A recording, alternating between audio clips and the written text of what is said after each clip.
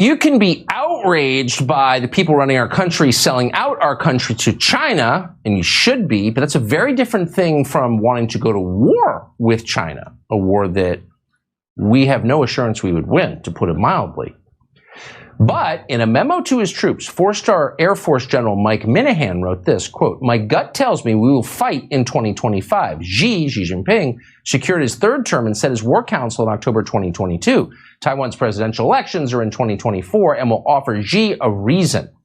U.S. presidential elections are in 2024 and will offer Xi a distracted America. Xi's team, reason, and opportunity are all aligned for 2025. So what should we take of this? Again, you can be deeply skeptical, in fact, hostile toward China, and still be worried about going to war with China. Jimmy Dore is the host of the Jimmy Dore Show. He joins us tonight to assess. Jimmy, what do you, should we be paying attention to a memo like this? What do you think it means? What I think it means is that the United States is trying to provoke and saber-rattle with another nuclear power, right? This is what we were supposed to be afraid of was going to happen with Donald Trump, right? We couldn't have, he's a crazy man who's going to have his finger on the nuclear button. And now we have Demented Joe, who is saber-rattling with two nuclear powers, and they get the corporate media sponsored by the military-industrial complex to get Americans to cheer it on. And why do Americans cheer it on? Because they have no idea what's actually happening with their foreign policy. And what's worse is they have no idea that they have no idea, but that they don't have any idea what's happening with their foreign policy. We have 400 military bases surrounding China since the Korean War. Do we really think that China is getting ready to invade the United States? Because I tell you, they're not. They make everything we use in the United States. Why? Because the same people who want this war are the same people who took the good jobs that are manufacturing jobs in America, turned them into low-paying, crappy jobs, and then shipped them to China, and then we get angry at them for the system that we set up. If they're so corrupt, because that's the thing, Americans have no idea how corrupt their government is.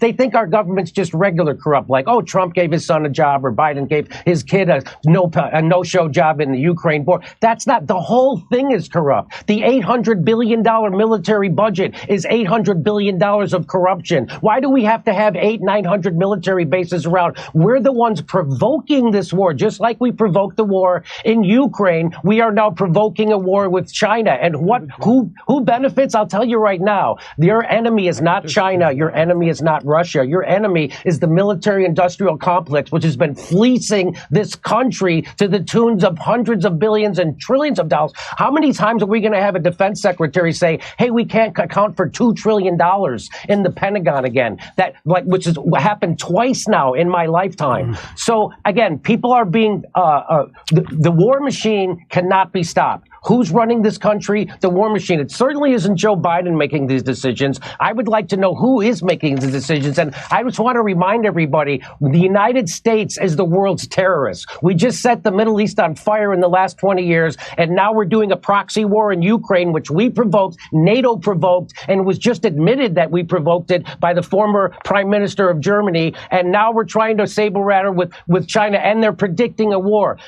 Again, China's not going to invade us. China's not our enemy. We might have an economic war. That's what these are. These are economic wars. These are wars in Ukraine, it's about liquefied natural gas and making sure Germany and Russia never come together because we fear Russia's natural resources and manpower, and we fear them getting together with Germany with their technology and their capital. And so that's why we blew up the Nord Stream pipeline. That's why we're doing the Ukraine war. This is all about hegemony, imperialism, and economics. And if there's a Marine somewhere, it's there because they're about to steal some natural resources from another country. As everybody's screaming about what a bad guy Putin is for invading Ukraine, the United States is currently occupying a third of Syria. And which third is that? It's the third that has the oil. And how do I know we're there to steal their oil? Because the President of the United States said so.